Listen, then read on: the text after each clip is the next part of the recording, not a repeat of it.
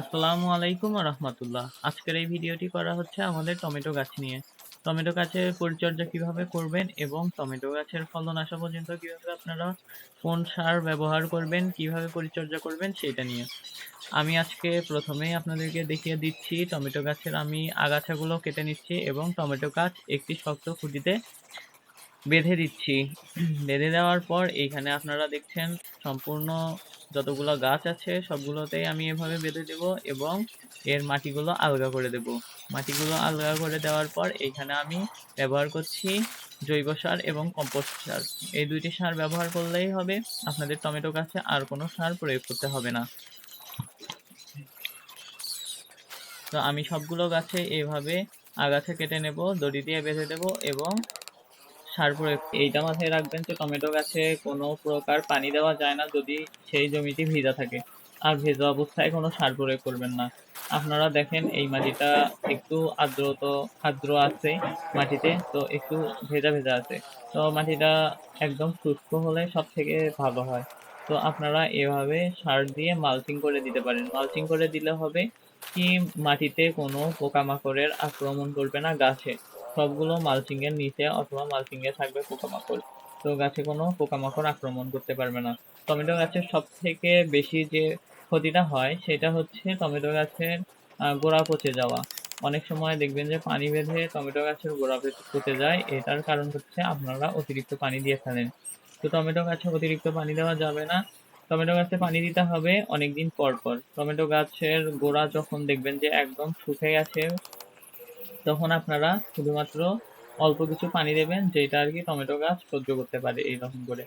তো আপনারা সার প্রয়োগ করবেন এইভাবে। সার প্রয়োগ করার 1 থেকে 2 দিন পরে আপনারা পানি প্রয়োগ করবেন। সার প্রয়োগ করে সাথে সাথে পানি প্রয়োগ করবেন না যদি মাটিটা ভেজা থাকে। মাটিটা যদি শুকনো থাকে তাহলে আপনারা সার প্রয়োগ করে পানি প্রয়োগ করতে পারেন।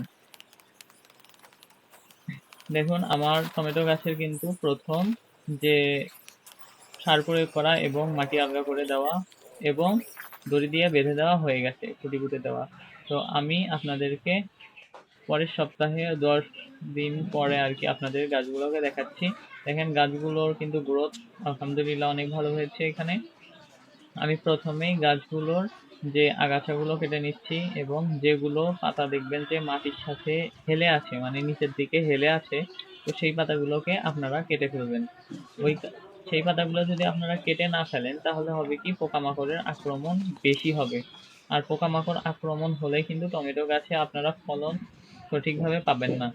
আর আমি এইখানে আগাছাগুলো কেটে ডালগুলো কেটে আমি এখানে কিন্তু হলুদ আর হচ্ছে পানির যে পেস্ট লাগিয়ে দিচ্ছি। হলুদ এবং পানির পেস্ট লাগিয়ে দিলে হবে কি, আপনাদের কোনো প্রকারের পোকার আক্রমণ হবে না এবং ফাঙ্গাস লাগবে না।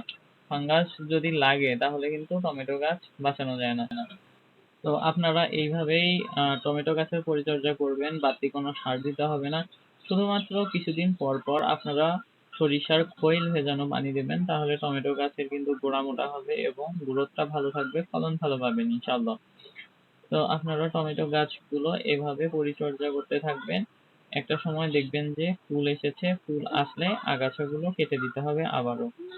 যেগুলোতে ফুল আসবে না সেইগুলো আপনারা কেটে দেবেন, আর যেগুলোতে ফুল আসবে সেইগুলো আপনারা রেখে দেবেন। ফুল যখন ফুল যখন আসবে, ফুল আসলে আপনারা কি করবেন, আপনারা স্প্রে করে দেবেন গাছে। আপনারা স্প্রে করবেন হচ্ছে ভিনেগার এবং লিকুইড সাবান দিয়ে, তখন গাছের কোনো ক্ষতি হবে না। এটা হচ্ছে জৈব কীটনাশক হিসেবে আমরা ধরে থাকি।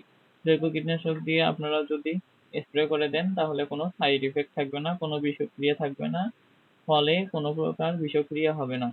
তো আমরা জৈব কীটনাশক হিসেবে ভিনেগার এবং লিকুইড যে সাবানগুলো আছে সেগুলো আমরা ইউজ করতে পারি।